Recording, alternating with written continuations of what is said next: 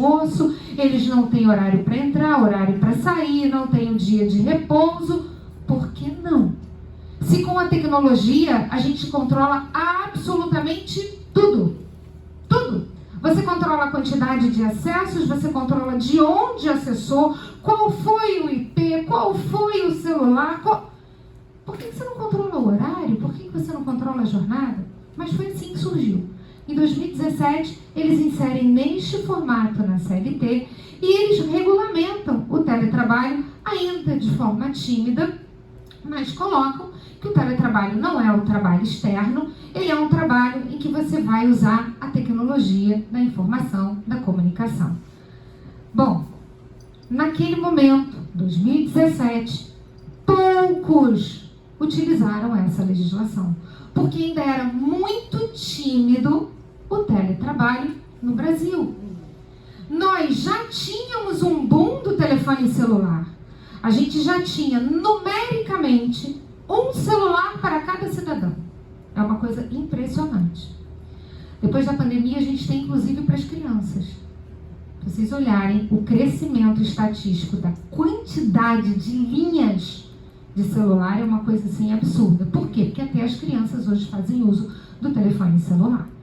Então, naquele momento, timidamente, alguns, meia dúzia de gato pingado, utilizaram. Vem 2020, como bem lembrou o Fachada, no dia 13 de março, aquela sexta-feira 13. Me lembro que pela manhã nós demos aula na faculdade, na hora do almoço fomos todos convocados para uma reunião dizendo assim, olha, está vindo aí um decreto, o governador já vai se pronunciar, daqui a pouco vem o presidente da República, porque a gente vai parar.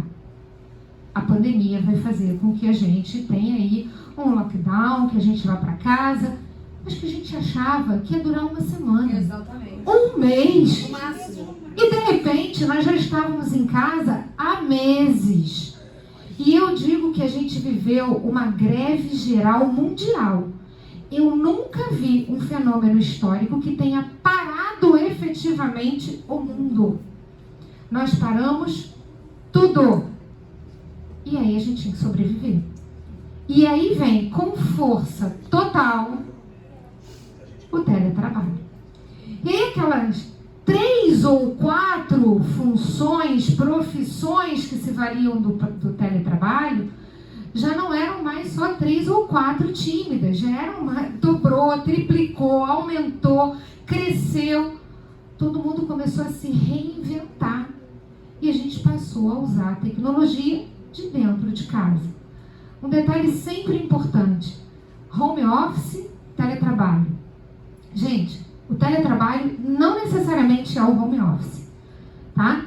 E teletrabalho não necessariamente tem que ser realizado dentro de casa. Olha o que eu falava para vocês do Starbucks, olha o que eu falava para vocês no cowork. Então a gente tem assim, o home office é o trabalho desenvolvido dentro da casa do indivíduo. No passado, as mulheres, quando entraram no mercado de trabalho, elas entraram pela costura. Elas iam até as fábricas, elas pegavam os tecidos, elas tinham uma máquina de costura em casa, onde elas cortavam e montavam a peça e depois entregavam na fábrica a peça já montada. Então elas trabalhavam em casa com uma máquina de costura. Gente, hoje eu tenho teletrabalho no home office porque eu tenho toda uma tecnologia que pode ser utilizada dentro da nossa casa. Agora eu vou além. Como essa tecnologia está na palma das nossas mãos, a gente tem o 4G, o 5G, sabe-se lá mais o que vai surgir por aí. Sabe aquele desenho dos Jetsons? Não falta mais nada, só falta aquela aeronavezinha para levar a gente voando pelos lugares. Porque a esteira a gente já tem. A gente já tem aquele compartimentozinho de comida que você leva de um andar para o outro. O telefone era exatamente isso, era sem fio, você ligava para qualquer lugar, tinha imagem. Então olha só que avanço, o que aconteceu. Então já que está na palma das nossas mãos, a gente hoje tem Anywhere Office. Anywhere, você pode trabalhar de qualquer lugar do mundo com a tecnologia. E aí vem o empregador, num momento de pandemia, e tem gente que estava fora em outro país e que vai trabalhar de lá e regido pelas leis daqui. E vejam só, a gente tem isso como facilidade para sobreviver, mas com muita dificuldade pela legislação da época.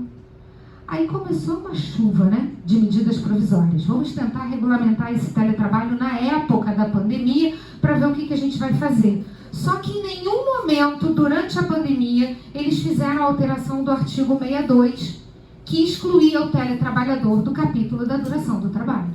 Então a gente vive uma pandemia onde eu dizia assim, é um retrocesso à escravidão. Porque você pode trabalhar de sol a sol. Ah não, mas a gente está fazendo isso para sobreviver. Sim, mas espera aí, e a saúde do nosso trabalhador? E aí a gente esbarra com alguns problemas. Eu dizia para vocês que na Europa foi onde eles começaram, nos Estados Unidos. Existe um inquérito europeu que fala da saúde do trabalhador, que diz, há uma estatística de aposentadoria precoce em virtude de doença profissional. E mais, em virtude de doença profissional oriunda do uso de tecnologia.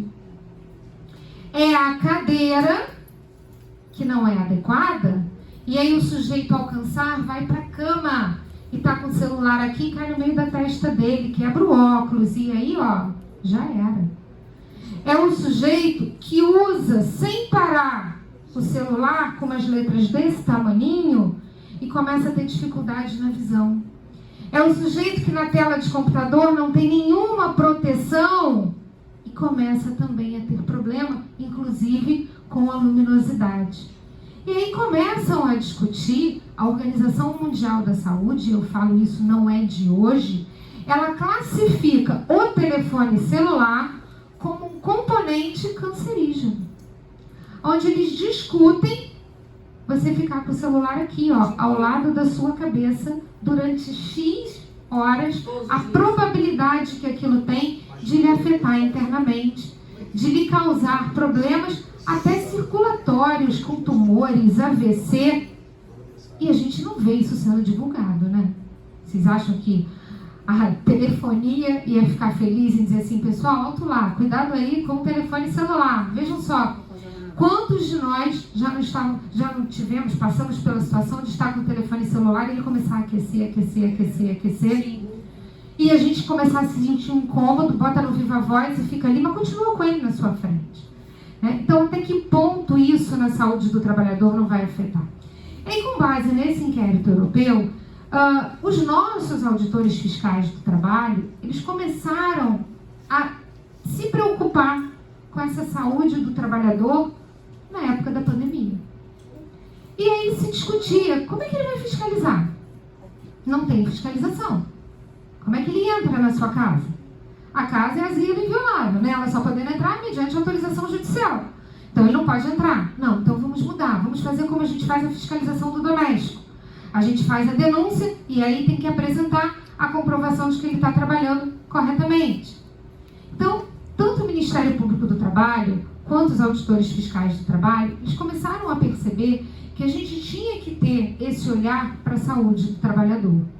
Onde a nossa CLT, ela diz assim, no capítulo que fala do teletrabalho, começa do 75A e vai ao 75F.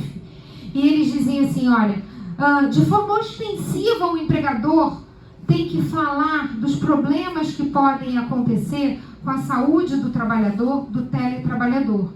Então ele tem que trabalhar a cabeça do sujeito para dizer o que é importante para ele. Só que, gente, vamos parar para pensar. Dentro da empresa, debaixo dos olhos do nosso patrão, a gente já tem um descumprimento excessivo de regras de medicina e segurança do trabalho, quiçá dentro da casa do indivíduo. Pior do que isso, a empresa já sofre também, porque nem sempre ela é autuada, porque é quase que uma amostragem. A autuação é complicada, a fiscalização para a quantidade de empresas que a gente tem não dá certo. Quando você olha a empresa assim, né? A gente falava, bom, o ambiente adequado, nem sempre a empresa está adequada. A nossa CLT diz que a gente tem que ter um pé direito de 3 metros de altura. Temos aqui? Não. Nós temos que ter uma ventilação natural toda vez que estivermos diante de uma ventilação artificial. Cadê o basculhante na porta? Nós não temos nem janela.